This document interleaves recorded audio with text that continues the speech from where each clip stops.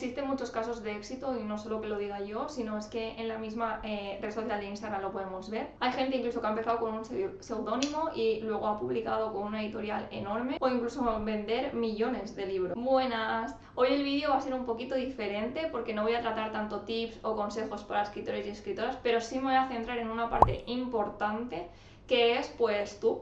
¿Eres la escritora o el escritor que me está escuchando ahora mismo? Independientemente si has publicado o no. Así que empezamos. Creo que la mayoría de escritores y escritoras pasamos por diferentes fases. El problema es que también como esta profesión es tan solitaria en algunas ocasiones, si no lo dices es como que no pasa. Es algo que está oculto y que te pasa solo a ti, pero no, no, nos pasa a todos y todas. Por ejemplo, estoy segura de que si has tenido algún libro ya escrito, algún manuscrito, ¿has tenido miedo o inseguridad a la hora de publicar o de enviar o de no saber, esa incertidumbre de no saber qué hacer con tu manuscrito o cuál es el siguiente paso que tienes que hacer? Y hoy este vídeo justo es para decirte y para enfocarme a ti, a esa persona que de verdad me está escuchando y que le está interesando este vídeo, que una persona que escribe ya es escritor o escritora. No es necesario que tengas 50 libros vendidos, 1, 10 o 5. Si tú escribes, ya lo eres. Quiero que dejemos esa etiqueta, ese pensamiento limitante, que creo que es algo que también viene asociado a la sociedad y que hemos quizá convivido con ese pensamiento. Durante mucho tiempo hemos creído que igual los escritores y las escritoras, no sé, habrá gente que pensaban que ganaban millones de euros. Y sí, los hay, evidentemente. Aquí tenemos el caso, por ejemplo, de Javier Castillo, Elizabeth Benavent, etc. Claro que hay escritores y escritoras que viven únicamente de la escritura. Ahora bien, si yo, por ejemplo, he publicado un libro, también soy escritora. Si tú, por ejemplo, que me estás escuchando y no has publicado aún ningún libro y tampoco has terminado el manuscrito, eres escritor o escritora. Yo misma he pecado de, incluso ya teniendo libros publicados, no llamarme escritora porque no me dedico al 100% a este sector, pero es que realmente, ¿por qué no tendría que llamarme escritora? No escribo, no estoy enfrente de un ordenador, no intento promocionar mi libro. De hecho, para que os hagáis una idea de la magnitud de este pensamiento, que ya os digo que creo que también viene por la parte de la sociedad, o sea, no os culpéis, pues eso, Andrea Longarela empezó con un seudónimo autopublicando. Y ella, ¿se puede decir que es un caso de éxito? Sí. Ha vendido millones de ejemplares y continúa vendiendo libros continuamente. Las editoriales yo creo que ya se pelean por ella y es que ha pasado a ser una escritora fija de muchas lectoras. Vale, pues con este caso ella misma ha dicho en una entrevista que al principio no se llamaba escritora. Y realmente si nos paramos a pensar, imagínate un doctor o imagínate un dentista, está en mitad del diente y él se para a pensar, ¿realmente soy dentista? Pues sí, evidentemente.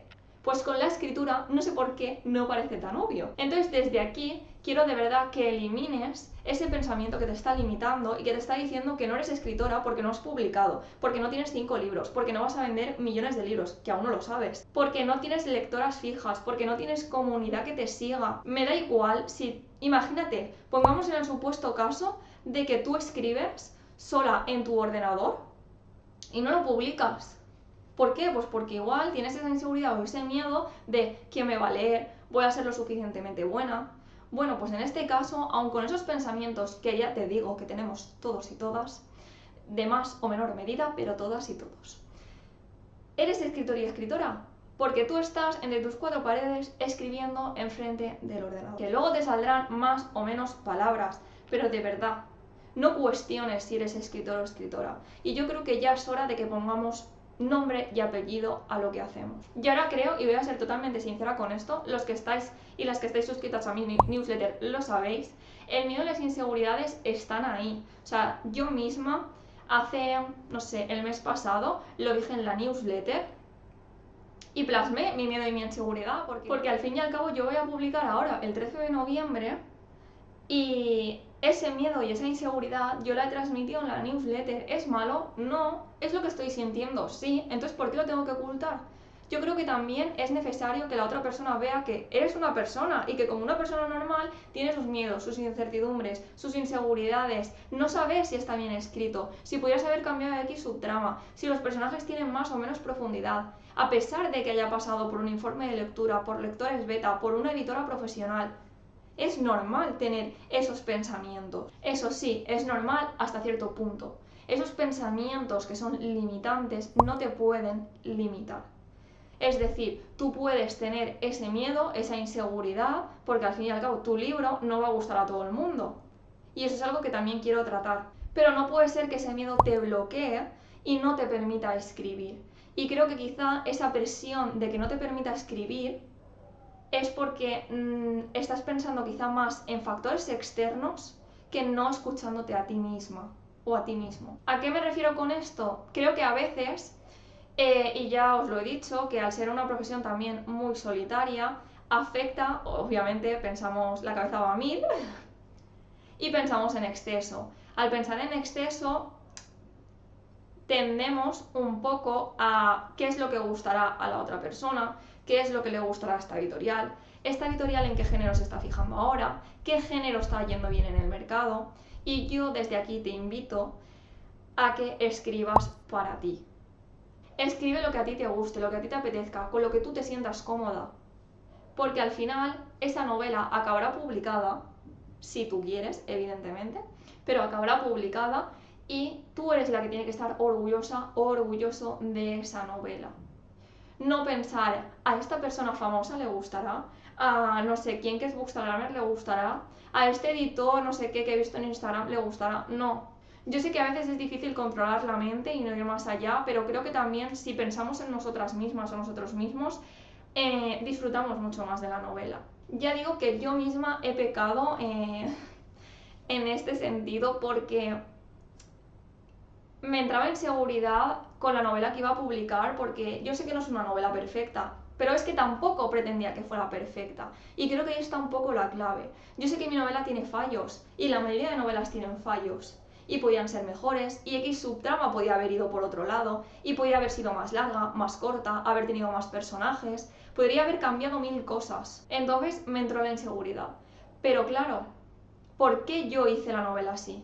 Es lo que tú tienes que pensar. ¿Por qué estás escribiendo ese manuscrito? ¿Por qué has escrito esa novela así? Realmente es porque a ti te gusta así. Y creo que lo más importante es que tú te sientas cómodo o cómoda con esa novela. Yo luego reflexionando decía, es que para mí en ese momento era lo que me apetecía escribir.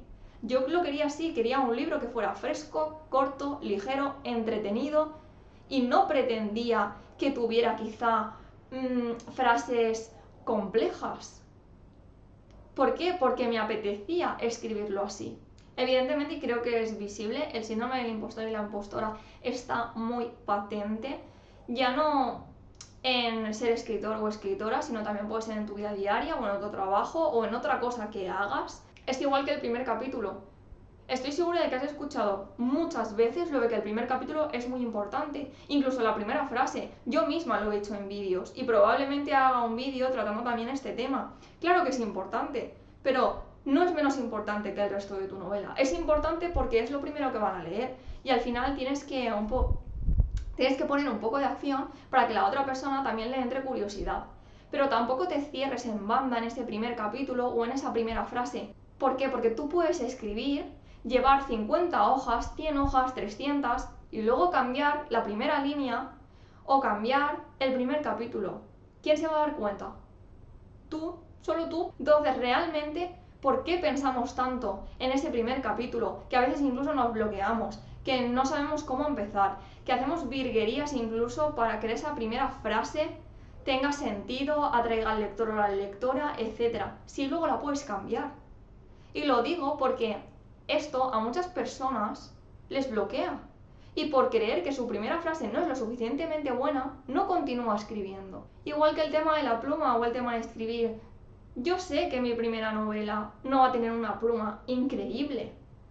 No es necesario que hagas un máster o 500 cursos para aprender a mejorar tu pluma o lo que sea. Está bien que te quieras formar o apostar por el tema de la escritura. O sea, yo misma lo he hecho. Yo he hecho un montón de cursos. ¿Por qué? Porque quiero apostar por esto. pero no como una exigencia de no, mi pluma tiene que ser muy buena, la primera novela tiene que tener ya una pluma exquisita. No. ¿Por qué? Porque creo que al final aprendemos conforme escribimos. Esto es igual que ir en bici. La primera vez igual te caíste 500 y la segunda igual te caíste 200. Entonces, ¿por qué ya con una primera novela quieres que todo sea perfecto, tener una pluma increíble, unos personajes increíbles, un mundo todo increíble? De verdad, no es necesario que todo sea increíble. Y creo que también ahí está la esencia de la evolución de la escritora o el escritor. En muchas entrevistas se ha hablado con escritores y escritoras que ahora son muy importantes en el mercado y han dicho que igual se avergüenzan de su primera novela o que la podían haber hecho de otra manera o que no se atreven siquiera a leerla. Y esto puede ser cierto, pero ahí está la clave que te estoy diciendo. Como escritor y escritora han mejorado.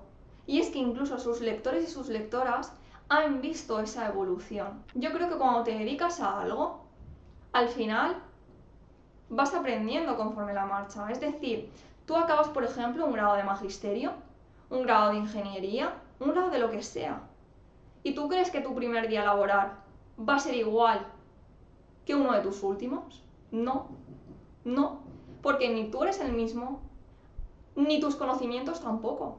Entonces con el tema de la escritura y del escritor es que es igual. De verdad que con este vídeo intento que te quites presión, intento que escribas para divertirte, por ti, porque te gusta, porque quieres seguir mejorando. Y si hago este vídeo es tanto para vosotros y vosotras como para mí, porque yo probablemente dentro de 3 meses igual tenga esta incertidumbre o esta inseguridad y sea necesario ver este vídeo. ¿Por qué? Porque el síndrome del impostor siempre está ahí. Pero al final está en nuestras manos cómo gestionarlo. Y tenemos que tener un objetivo claro. ¿Qué quieres ser? ¿O qué pretendes hacer? Yo quiero que tengas esa pregunta siempre ahí. Porque al final, si quieres ser escritor o escritora, evidentemente hay que escribir. Y si tu síndrome del impostor va a estar aquí al lado, al final te va a bloquear y te va a limitar. Pero tú tienes que pensar que ese es tu objetivo. Y que a pesar de que el síndrome del impostor esté ahí, tú vas a alcanzar tu objetivo. De verdad, yo creo que al final, detrás de cada caso de éxito, está el esfuerzo. Y a veces incluso llegamos a esa cima y decimos, es que he tenido suerte. ¿Perdona? ¿Suerte? No, es que esa persona, tú te lo has currado, tú has trabajado duro, tú has estado enfrente del ordenador horas y horas escribiendo. Tú incluso no has dormido por continuar ese maldito capítulo. Evidentemente influye en que estés en el momento y el lugar adecuado y tener contactos, pero eso influye, es que eso es la vida.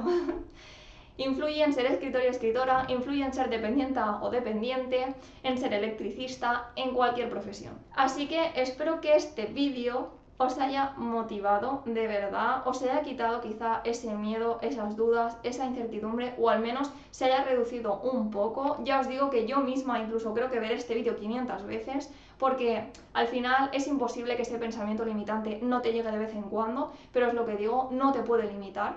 Así que nada, darle like al vídeo si os ha gustado, decidme en comentarios qué os ha parecido, no olvidéis seguirme y sabéis que tenéis mi Instagram para cualquier cosa.